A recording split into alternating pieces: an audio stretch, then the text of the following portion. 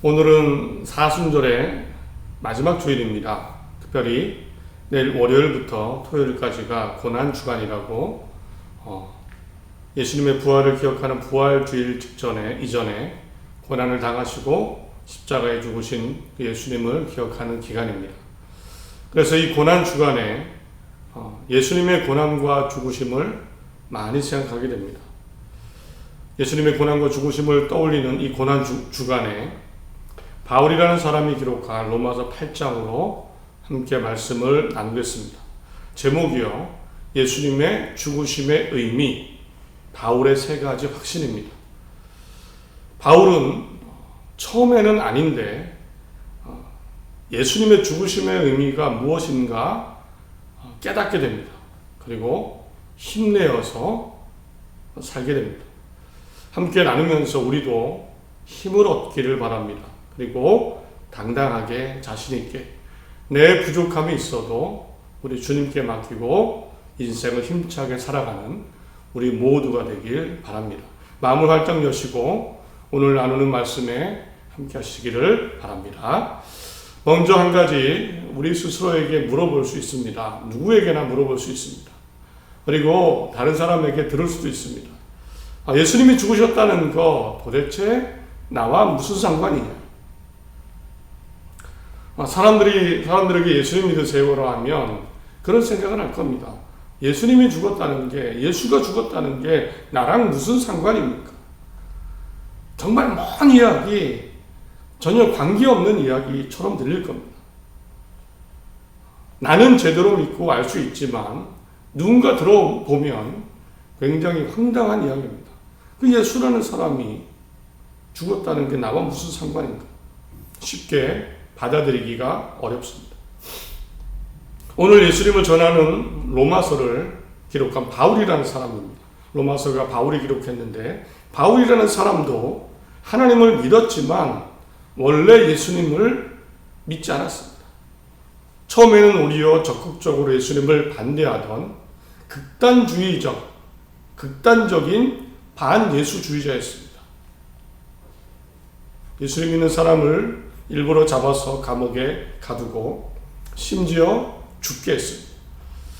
바울의 생각은 물론 내가 하나님을 믿지만 그러나 예수는 가짜다. 너무나도 확신했습니다. 예수가 가짜니까 당연히 예수님의 죽음도 아무 의미가 없습니다. 아니 도대체 예수라는 사람이 십자가에 달려 죽은 게 나랑 무슨 상관이냐? 그냥 하나님의 아들이라고 거짓 주장하던 사람이 결국 재판받고 죽은 겁니다. 그겁니다. 어떻게 보면 정의가 구현된 거죠. 하나님의 정의가. 가짜 예수가, 가짜 메시아가 그냥 죽은 겁니다. 그런데 바울이라는 사람은 결정적인 변화의 사건을 경험합니다. 그날도 확신에 차서 예수님 믿는 사람을 잡아서 감옥에 가두려고 정식 문서, 공문까지 받아서 다메섹으로 가고 있었습니다. 그런데 환한 대낮인데 눈이 멀 정도로 밝은 빛을 보게 됩니다. 바울만 봅니다. 밝은 빛을 보게 됩니다. 그리고 음성을 듣습니다. 왜 나를 핍박하나? 왜 나를 핍박하나? 이때 이런 환상 가운데 예수님을 만나게 됩니다. 이때 체험으로 예수님에 대해 많은 것을 깨닫습니다. 그때부터 오히려 예수님을 전하기 시작합니다. 마지막 순교하죠. 예수님이 하나님의 아들이다. 이걸 전하다가 순교까지 합니다. 그러나 정말 당당하게 끝까지 예수 믿고 예수님 전하다가 죽었습니다. 이 체험으로 인해서 도대체 바울은 하나님에 대해서 무엇을 깨달았을까요? 특히 오늘 나누겠습니다. 예수님의 죽으심에 대해서 어떻게 깨달았을까? 예수님의 죽으심, 나랑 상관없는데 이제 바울에게 놀라운 사건이 되었습니다. 놀라운 의미였습니다. 오늘 본문을 중심으로 로마서 8장 31절, 39절입니다. 바울에게 예수님이 죽으셨다는 것 어떤 의미였을까? 세 가지로 함께 나누겠습니다. 첫째, 먼저 하나는요, 바울에게 예수님이 죽으셨다는 것은 이제 나의 모든 죄가 또 죄의 책임에서 벗어났다라는 것으로 깨달아졌습니다. 33절에 누가 능히 하나님께서 택하신 자들을 고발하리요, 의롭다 하신 이는 하나님이시니 누가 정죄하리요, 죽으실 뿐 아니라 다시 살아나신 이는 그리스도 예수시니 그는 하나님 우편에 계신 자요 우리를 위하여 간구하시는 자신이라. 바울은 너무나도 당당하게 얘기합니다. 아니, 이제 누가 나를 고발하겠는가? 우리를 누가 고발하겠습니까? 아니, 우리를 누가 정죄하겠습니까? 너무나 당당히 말합니다. 우리는 깨끗하다고 하신 분이 하나님입니다. 우리는 깨끗해졌습니다. 누가 나를 고발하고 정죄하겠습니까? 이렇게 너무나도 내가 깨끗하다, 나를 고발하지 못한다, 죄 있다고 정죄하지 못한다고 말을 합니다. 그런데 앞서 짧게 말씀드렸듯이 바울은 예수님을 믿기 전에는 정말 나쁜 사람, 잔인한 사람이었습니다. 일례로 스데반이라는 사람이 예수님 믿다가 예수님 전하다가 붙잡혀 왔습니다. 신문을 합니다. 많은 사람들이. 결국에 마지막 장면은 사람들이 돌멩이를 들어서 돌멩이를 쳐서 죽입니다. 스데반. 이 자리에 바울이 있었습니다. 바울은 찬성표를 던졌습니다. 저 사람 죽어 마땅합니다. 나중에 그것을 깨달았는지, 이때를 회상하는지, 예수 믿은 다음에 자기 자신을 이렇게 표현합니다. 나는 죄인 중에 괴수입니다. 죄인 중에 두목입니다. 죄인 중에 죄입니다. 정말 그랬습니다. 사람을 죽게 한 사람. 돌에 맞아 죽는데 찬성표를 던지고 저것 마땅해 라고 했던 사람입니다. 물론 하나님 생각해서 했지만 그러나 나쁜 사람 맞습니다. 이런 지울 수 없는 과거가 있는데 나쁜 이런 일은 죄의 대가가 있고 나쁜 겁니다. 사라지지 않습니다. 사람들이 고발하고 정죄하고 당신도 그때 찬성표를 던졌잖아요. 그런데 바울은 얘기합니다. 누가 나를 정죄하리요? 누가 우리를 고발하리요? 바울이 양심이 없어서입니까? 바울이 교만해서 그럴까요? 바울은 지금 겸손하지만 자신감이 있습니다. 내 죄를 알지만 그러나 그리스도 예수 안에서 자신감이 있습니다. 이유는요, 예수님이 십자가에 죽으셨는데 바로 나의 죄를 위해 죽으셨다. 이것을 깨달았기 때문입니다. 예수님의 죽으심은 모든 사람을 위해 죽으신 거고 바로 나를 위해서도 죽으신 거다. 내 모든 죄를 대신해서 죽으셨다. 이것을 환상 가운데 깨닫게 되었습니다. 로마서 6장 10절에 그가 죽으심은 죄에 대하여 단번에 죽으심이요. 그래서 겸손하지만 자신의 과거 때문에, 자신의 모습 때문에 억눌리지 않았습니다. 예수님 안에서 새롭게 되어서 당당했습니다. 누가 나를 정죄하겠습니까? 누가 나를 나쁜 사람이라 하겠습니까? 나는 이제 가치 있는 사람이 되었습니다. 이것이 바울이 예수님의 죽으심을 통해 깨닫게 된 확신한 내용입니다. 사실 우리 중에 착한 사람, 선한 사람 누가 있습니까? 우리는 잘못합니다. 죄를 짓습니다. 겁주려는 게 아니고요. 과거나 현재나 그렇습니다. 우리는 양심에 찔리는 일이 너무나 많습니다. 행동으로든 감정으로든 나는 죄를 짓는다. 이게 정확한 우리의 평가입니다. 나는 나쁜 사람. 우리 스스로 이걸 해결하지 못하죠. 이미 엎질러진 물입니다. 나의 자존과 나의 자신과 가치가 있지만 양심에 찔리죠. 내가 이것밖에 안 되나? 내가 이거밖에 안 돼. 저도 많이 느끼는 부분입니다. 그것 때문에 어둡기도 하고 무겁기도 하고 자포자기도 하고 에이, 이왕 이렇게 되니까 아무렇게나 살지. 그런 경우도 있습니다. 누구나 죄를 짓고 잘못을 합니다. 크고 작고의 문제가 아니라 죄의 문제는 우리가 해결할 수 없는 겁니다. 그러나 우리는 누구나 깨끗해질 수 있는 기회가 있습니다. 깨끗해질 수 있는, 죄에서 자유할 수 있는. 내가 예수님을 믿고 죄를 고백하면 성경의 증언입니다. 그 죄를 예수님이 대신 짊어지고 죽으셨다. 그래서 사함을 받는다. 이것이 복음입니다. 세상에 나쁜 개는 없다라는 프로가 있는데, 그래서 세상에 나쁜 사람은 없습니다. 예수 안에서 세상에 나쁜 사람은 없습니다. 이제 누가 나를 정죄하리까? 누가 나를 고발합니까? 하나님이 깨끗하다고 하시는데 누가 나를 반대합니까? 우리의 가치를 새롭게 할 수 있습니다. 나의 과거, 나의 현재의 부족함, 잘못 다 알고 용서받는 순간 우리는 자신감 있게 살 수 있습니다. 물론 교만하거나 감사를 잊거나 스스로 된 것이라고 하면 그것도 또 죄입니다. 늘 겸손하게 내가 부족하고 죄인이지만 용서하셨습니다. 이것을 알고 당당하게 사는 사람들, 정말 죄를 용서받은 그런 가치 있는 힘 있는 삶을 사시기를 간절히 바랍니다.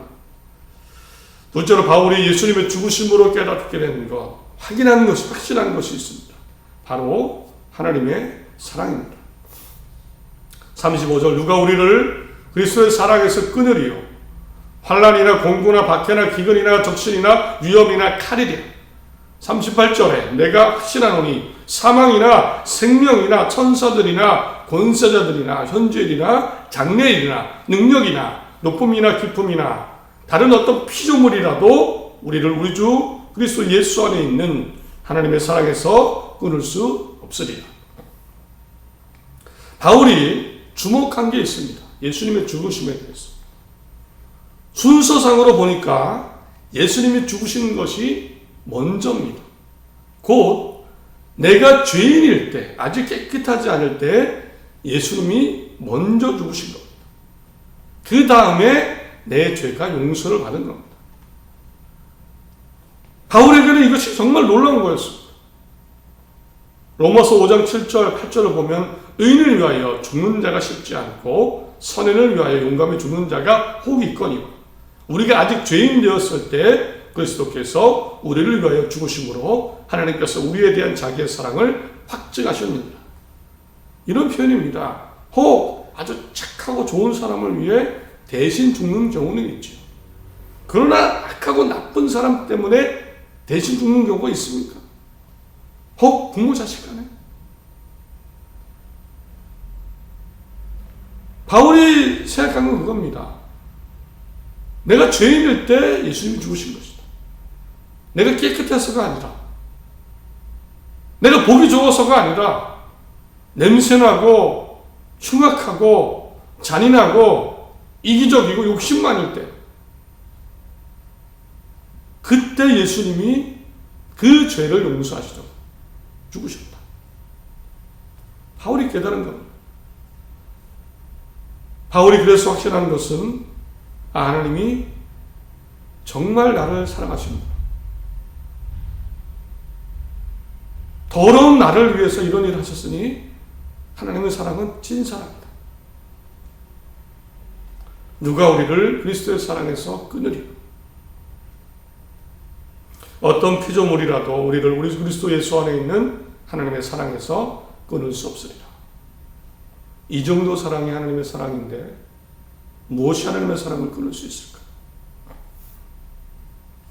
간혹 하나님이 나를 사랑하시는지 모르겠다라는 생각이 들 때가 있습니다. 돌이켜보면 저도 초년 전도사 시절에 힘든 순간이 있을 때 하나님 나를 아실까? 나를 보고 계실까? 왜 나만 이런 일이 생겨요? 상황과 현실 속에서 하나님의 사랑을 잘 느끼지 못할 때가 있었습니다. 그런데 어쩌면 지금도 그럴 겁니다. 우리가 하나님의 사랑을 느끼는데 어떻게 느낄까요? 하나님의 사랑이 있다는 것을 들어봤는데 어떻게 느낄까요? 아마 잘 느껴지지 않을 겁니다. 사실 하나님의 사랑은 사람들이 많이 표현을 합니다. 우리 감정과 언어와 이성으로 판단하고 분석을 하죠. 성경에도 하나님께서 그 사랑을 얘기할 때 어머니와 아들의 사랑, 또는 남편이 아내를 사랑하는 것, 독수리가 새끼를 막 품고 막 그 기르는 것, 아끼는 것, 그런 표현들이 있습니다. 그런데 사실 하나님의 사랑은, 우리가 왜 하나님의 사랑을 의심하느냐 하면 우리 감정과 이성으로 그 수준으로밖에 이해할 수 없기 때문입니다. 그래서 하나님의 사랑이 변할 수도 있어. 하나님의 사람이 바뀔 수도 있어. 내가 잘못했으니까 나를 버리실 거야, 완전히. 나도 남을 사랑할 때, 내가 했던 사랑을 돌이켜볼 때 그 수준이기 때문에 그렇게 이해해요. 그러나 그렇지 않습니다. 하나님의 사랑은 신의 사랑입니다. 인간의 언어로도 사랑을 다 설명 못하죠. 인간의 사랑도. 하나님의 사랑도 당연히 마찬가지입니다. 그러나 한 가지 바울이 확신하는 것, 그것은 하나님이 나를 어쨌든 사랑하신다. 사랑하신다. 이것은 변하지 않는다. 왜? 죄인된 더럽고 냄새나는 나를 위해 예수님 아들을 죽게 하셨는데 이것은 찐 사랑 아니냐. 그래서 힘을 얻었습니다. 하나님이 나를 사랑하신다. 하나님이 나를 사랑하시는 것 변하지 않는다. 예수님의 죽으심은 하나님의 사랑의 확실한 증거입니다. 우리에게도 마찬가지입니다. 하나님 안에 힘내고 자신 있게 삶을 살아가는 우리 모두가 되시기를 바랍니다. 세 번째, 마지막으로 바울이 예수님의 죽으심을 통해 확신하는 것, 그것은 나는 하나님 때문에 살 수 있다. 그래 나는 하나님이 살게 하실 것이다. 이 확신이었습니다. 31절, 32절 그런즉 이 일에 대하여 우리가 무슨 말하리요? 만일 하나님이 우리를 위하시면 누가 우리를 대적하리요? 자기 아들을 아끼지 아니하시고 우리 모든 사람을 위하여 내주시니가 어찌 그 아들과 함께 모든 것을 우리에게 주시지 아니하겠느냐. 바울은 이야기합니다. 하나님이 우리를 위하시면 누가 우리를 대적하겠는가? 아니 하나님의 아들까지 죽게 하셨는데 뭔들 못 주시겠는가? 이겁니다. 32절을 세 번역으로 읽어드리면 자기 아들을 아끼지 않으시고 우리 모두를 위하여 내주신 분이 어찌 그 아들과 함께 모든 것을 우리에게 선물로 거저주지 않으시겠습니까? 바울 누구보다 걱정이 많아야 되는 사람입니다. 바울만큼 어려운 일을 당하고 힘든 일을 해야 되는 사람은 없습니다. 고린도후서 6장을 보면 바울이 당한 고난과 어려움을 대략적으로 얘기합니다. 바울 스스로가 오직 모든 일에 하나님의 일꾼으로 자천하여 많이 견디는 것과 환난과 궁핍과 고난과 매맞음과 갇힘과 난동과 수고로움과 자지 못함과 먹지 못함 가운데서 돈 없고 어려운 일 당하고 매맞고 감옥에 갇히고 폭력에 휩쓸리고 게다가 육체적으로는 잠도 못 자고 제대로 먹지도 못했습니다. 굶었습니다. 스스로 이를 감당하려고 했는데 이런 일들의 연속이었습니다. 그럴 수밖에 없죠. 거의 2000년 전에 해외 선교한다고 생각해 보십시오. 생판 모르는 데 가서 예수님 전한다고 생각해 보십시오. 그리스 로마라는 도시, 그 헬라 문화 속에 예수 전한다고 생각하십시오. 얼마나 힘들겠습니까? 돈이 있어서 한 것이 아니고 사람이 있어서 한 것도 아니고 예수님 하나로 했습니다. 매맞고 갇히고 잠도 못 자고 먹지 못하고 이것이 바울의 삶이었습니다. 과연 살 수 있습니까? 과연 감당할 수 있습니까? 그러나 바울은 자신의 삶을 이렇게 표현합니다. 무명한 자 같으나 나는 유명한 자야. 죽은 자 같으나 보라 우리가 살아있고 징계를 받은 자 같으나 우리가 죽임을 당하지 아니하고 근심하는 자 같으나 항상 기뻐하고 가난한 자 같으나 많은 사람을 부유하게 하고 아무것도 없는 자 같으나 모든 것을 가진 자로다. 나 유명하지 않습니까? 나 살아있지 않습니까? 나 항상 기뻐합니다. 심지어 남을 부유케 합니다. 모든 것을 가진 사람입니다. 실제로 바울 가장 유명했습니다. 그 당시 근심해야 되는데 누구보다도 기뻐하라고 얘기했습니다. 항상 기뻐하라. 돈이 없었는데 부자 교회에서 돈을 받아서 모아서 가난한 예루살렘 교회를 도왔습니다. 가난하지 않았습니다. 아무것도 없는 사람 같은데 결국 신약 성경의 기록자가 되죠. 성경의 기록자. 하나님은 바울을 부르실 때까지 살게 하셨습니다. 우리에게도 그렇게 하실 겁니다. 그 아들을 내어주신 하나님께서 뭔들 못 주시겠습니까? 물론 내 기대와 내 상상과 내가 원하는 것과 딱 맞지 않습니다.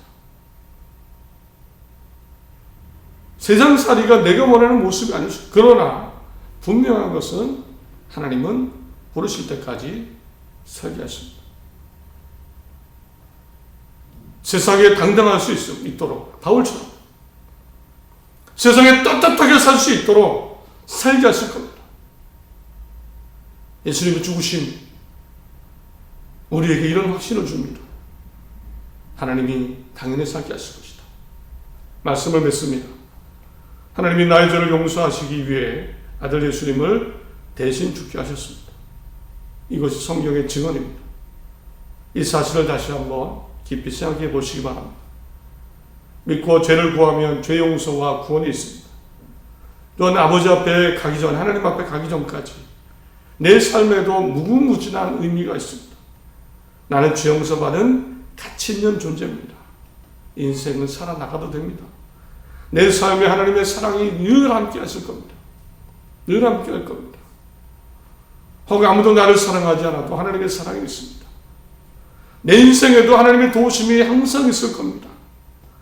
살아갈 수 있도록. 여러 가지 문제와 어려움과 때로는 고통과 때로는 시련을 경험할 수도 있죠. 그렇게 의문이 많을 겁니다. 그러나 나를 위해 죽으신 예수님과 하나님의 사랑, 하나님이 계십니다. 내 존재와 삶의 가치를 의미 있게 여기고 힘내어 하나님이 기쁨이 되는 좋은 삶 되시기 바랍니다. 부르실 때까지 하나님이 함께 하시고 도우실 것을 믿습니다.